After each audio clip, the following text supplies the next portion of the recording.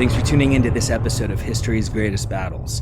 After a short hiatus at episode 50, we are back, publishing mostly every day, if not every day, until we approach season 2. There's been a lot of data recently that has come out about the Civil War narrative. Growing up, it was always a fight over slavery. Documents, journals, and stories have emerged that kind of challenged the notion that it was simply about slavery. It certainly wasn't about slavery when it first started. I'm reminded of a story about Union soldiers that took a Confederate prisoner of war. He was a young man, somewhere between 18 and 24. And they said, "How many slaves do you have?" And he replied that he didn't have any slaves. Somewhat aghast, they asked, "Well, then why are you fighting?" And he said, "Because you've attacked us." Being in the South, often I find that is kind of the public opinion, that it was a fight over autonomy, about states' rights. But growing up, not in the South, I was always told that it was a fight of a moral magnitude. Perhaps we shall never know, as we know that victors write the history books, but it's my hope that as more things come to light, as more papers are published, as the internet archives more data, we might have an absolutely clear picture on perhaps the most pivotal moment in American history. Had it gone differently, things would forever be cast asunder. Things would forever be different in America than they are now. Let's now experience the Battle of Antietam. Welcome to History's Greatest Battles, Season 1, Episode 51, The Battle of Antietam, the 17th of September, 1862. Union forces, roughly 75,000 men in 6 corps. Confederate forces, roughly 45,000 men in 2 corps.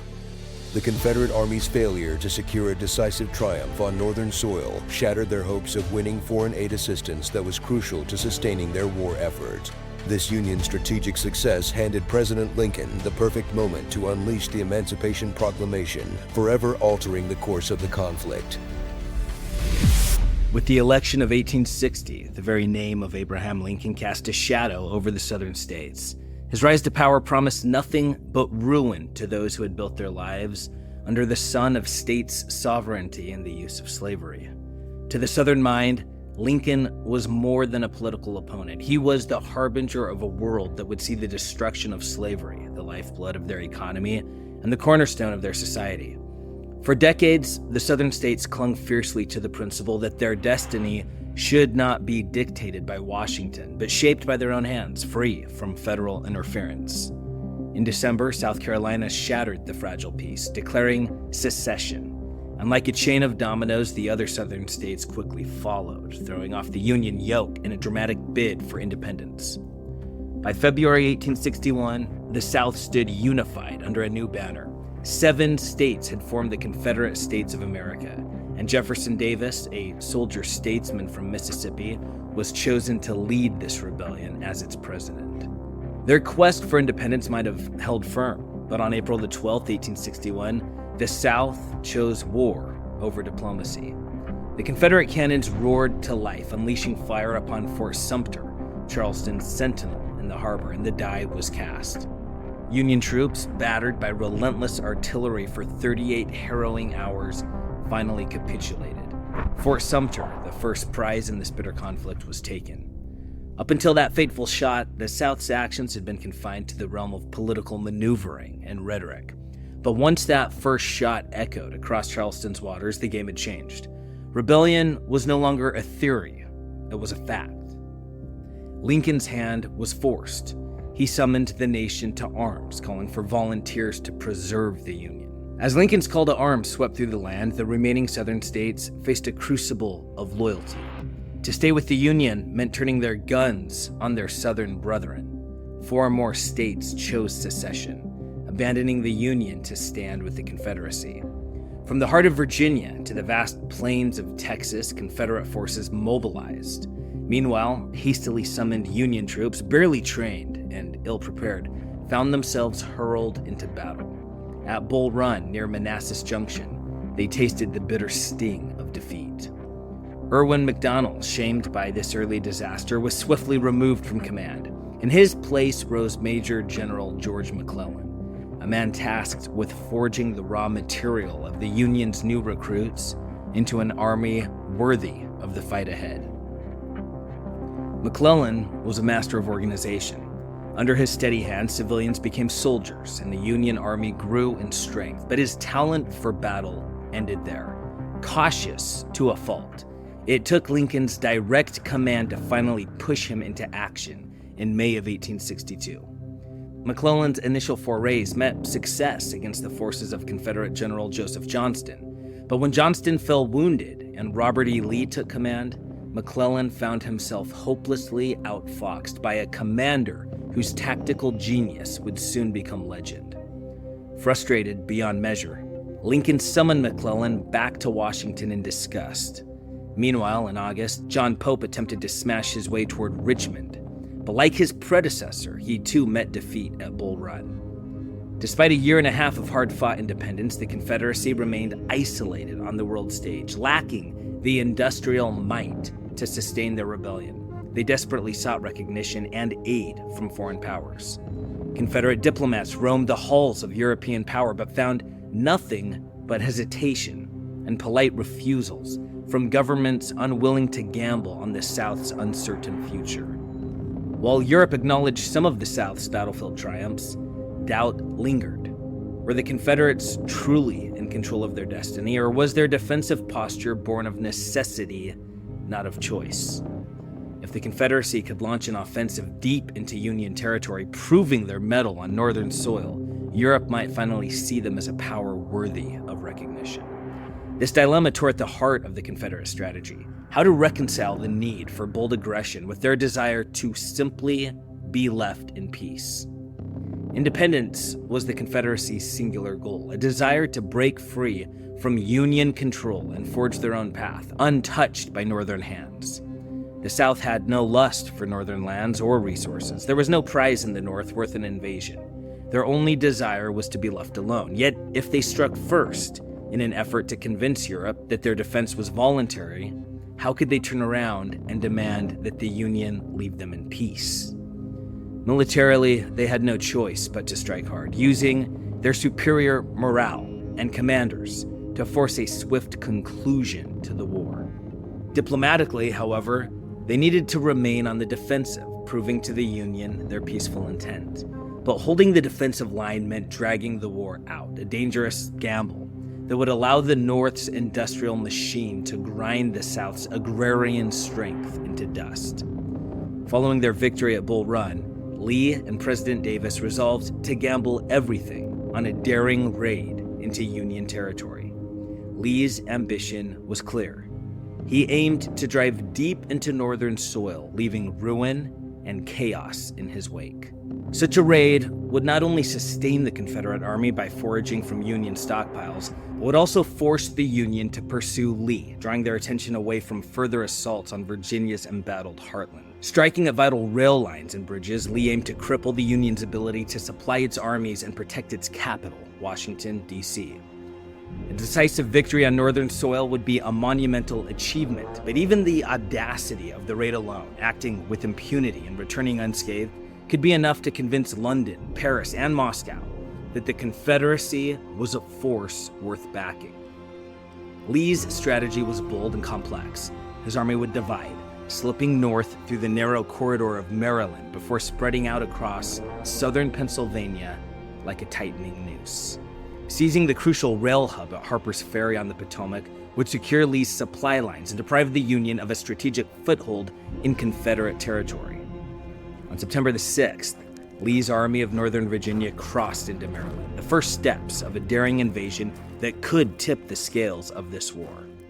Though Lee had crossed the Potomac with more than 50,000 men, the relentless march, sickness, and desertion quickly whittled his force down to a shadow of its former strength.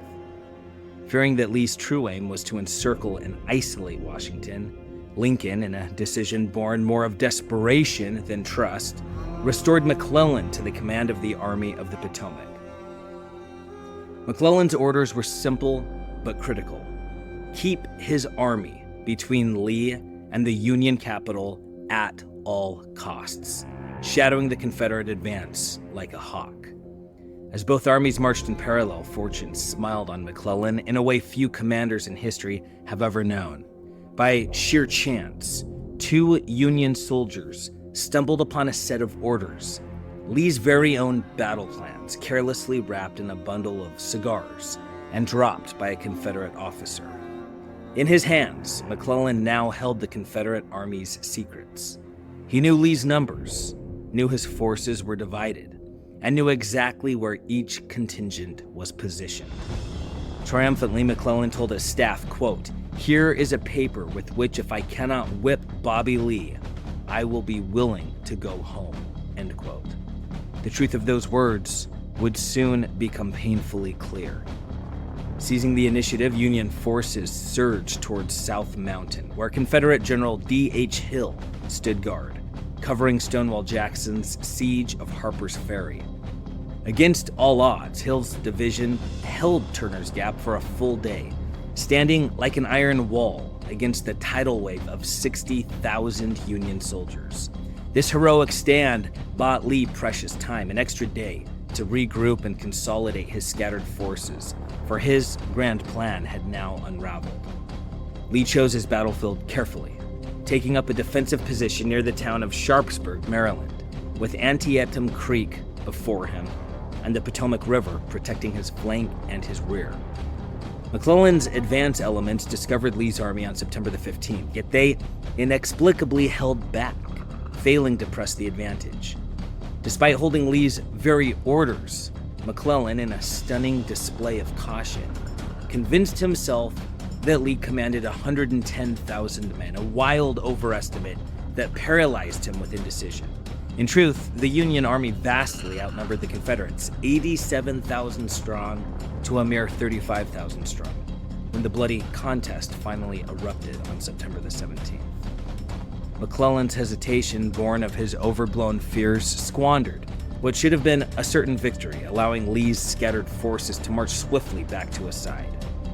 As dawn broke on September the 17th, the Union Army surged forward, launching a ferocious assault through the cornfields of Lee's left flank. Though heavily outnumbered, the Confederate line held firm, bolstered by devastating flanking artillery fire from the high ground and the savage determination of John Bell Hood's Texas Brigade. By late morning, the Union assault had been repelled, their advance shattered against the unyielding Confederate defense. The next phase of battle saw Union troops march straight into a maelstrom of Confederate fire, crossing open ground only to be mowed down by soldiers entrenched in a sunken road, a line that would soon be baptized in blood. Despite heavy casualties, Union forces finally outmaneuvered the Confederate defenders, unleashing a withering barrage of enfilading fire. The Confederates were forced to retreat, leaving the road littered with the dead and the dying, a grim testament to the day's brutality. The Confederates fell back and regrouped a few hundred yards away, but McClellan's Union troops failed to capitalize on their hard-won advantage, allowing their enemy to slip from their grasp. In the afternoon, the battle shifted to the Confederate right, where Ambrose Burnside's corps struggled to cross a narrow bridge under relentless rifle fire from a small but tenacious Confederate detachment. When Union troops finally broke through and seized the bridge, Confederate reinforcements under D.H. Hill arrived at the last possible moment, fresh from a grueling forced march from Harper's Ferry, staving off disaster. Hill's arrival strengthened Lee's right flank just in time, saving his army from being cut off and leaving Sharpsburg, the key to his survival, dangerously exposed. As night fell, neither side could claim victory. The following day, both armies stood in uneasy silence. Lee, sensing the danger, ordered a retreat, while McClellan, true to form, failed to pursue, letting the moment slip through his fingers once again. Lee, having withdrawn on his own terms, boasted of victory, but a ring hollow. In truth, the battle was a tactical stalemate, with neither side gaining a decisive edge. Both armies had suffered grievously, their casualties nearly equal. September the 17th, 1862 would forever be etched in American history as its bloodiest single day. Estimates vary on the exact toll, but somewhere between 22,700 and 26,000 men lay dead or dying by day's end, a staggering loss for both sides. Even the most conservative estimates far exceeded the combined U.S. death tolls from the War of 1812, the Mexican-American War, and the Spanish-American War, a sobering testament to the carnage unleashed at Antietam. Though the numbers were balanced, the losses hit the Confederacy harder, with the Union's greater reserves of manpower giving them the strategic edge. McClellan let the battle slip through his fingers. Time and again, opportunities arose to crush Lee, yet McClellan hesitated, squandering every chance. He delayed the initial assault, fed his forces into the fight in disjointed waves, and failed to commit his reserves when the tide of battle turned in his favor. These fatal blunders sealed his defeat. When McClellan refused to pursue Lee into Virginia, it marked the final straw for Lincoln.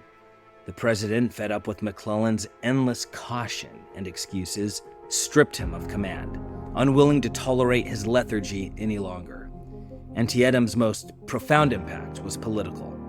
The Confederacy had gambled on impressing Europe with a show of strength, but in the end, they failed to win the recognition and alliance they so desperately sought. With European arms, wealth, and supply chains to bolster them, the Confederacy's path to victory grew ever more elusive. The Confederacy's grand strategy to wield its status as the world's primary cotton supplier as leverage for foreign backing never materialized as they had hoped. No European power found reason enough to openly defy the Union, particularly when the South failed to demonstrate the military prowess that might justify such a risk. For the Union, the war's purpose transformed. Up until this point, the government's sole aim had been to restore the Union, not to dismantle its internal institutions. Yet despite this official position, Lincoln harbored a deep personal hatred for slavery, and in his heart he longed for its complete eradication. Publicly, Lincoln toed the Republican line, advocating only the restriction of slavery's spread. Privately, however, he believed that slavery must be abolished for the nation's moral soul to be saved. By the summer of 1862, Lincoln's resolve hardened. He made the momentous decision to issue an executive order that would strike at slavery in the rebellious states. This shift would transform the Union's war aims. While abolition found widespread theoretical support in the North, few Northerners were yet willing to lay down their lives to achieve it. Lincoln's strategy was pragmatic as well as moral. He framed the abolition of slavery as a weapon to cripple the Confederate war machine. As long as enslaved workers toiled on Southern plantations, their white masters were free to swell the ranks of the Confederate armies. By ending slavery, Lincoln sought to force the Southern men into a painful choice: continue fighting for the Confederacy or return home to ensure their families' survival. If Confederate soldiers were forced to follow the seasonal cycle of planting and harvesting, rather than campaigning year-round, the South's military capacity would be severely undermined. By framing emancipation as a necessary military strategy, Lincoln hoped to quell resistance among Union troops who might otherwise balk at fighting for abolition. When Lincoln laid his plan before the cabinet in mid-August, it was met with broad approval. Yet Secretary of State William Seward urged caution. Even cloaked in the guise of military necessity, emancipation was a risky gambit that could alienate parts of the Northern public. Seward advised Lincoln to wait for a more favorable moment to issue the proclamation, especially in light of Pope's crushing defeat at Bull Run. Recognizing the wisdom in Seward's counsel, Lincoln delayed. But after Antietam, with the Union buoyed by what was perceived as a victory, the moment was ripe. Just 5 days after the bloodshed at Antietam, Lincoln seized the moment, issuing the Emancipation Proclamation. The proclamation had no immediate practical effect. It left slavery untouched in the 5 Union states, and the Confederacy certainly had no intention of acknowledging its authority. Yet its long-term consequences were undeniable, setting the stage for monumental shifts in the war and in American society. From that moment forward, slaves who fell into Union hands were no longer classified as mere contraband. They were free. Though Lincoln himself did not yet fully endorse equal rights for freed slaves, he authorized the formation of black regiments, albeit under white leadership. By the war's conclusion, nearly 10% of the Union's fighting force was made up of black soldiers, men who had once been enslaved, now fighting for freedom. While historians may debate the precise impact of the proclamation in Europe, most agree that it dealt a death blow to any remaining hope for the South and European recognition. European powers had clung to a diplomatic fiction, pretending that slavery was not central to the Confederacy's existence. But with the Union now making emancipation a key war aim, that pretense crumbled. Public opinion, especially in England, would never permit their government to side with a nation whose foundation rested on the practice of slavery. Whether due to the moral stain of slavery or doubts about the Confederacy's chances, European aid simply never came. A Confederate triumph on northern soil in September of 1862 could have changed everything, delaying or even preventing the Emancipation Proclamation, emboldening the Union's peace faction and delivering a crushing blow to the morale of an already weary Union army. Such a victory might have secured the Confederacy's independence, forever dividing America. The question would then linger: how would a fractured United States navigate the coming decades, both domestically and on the world stage?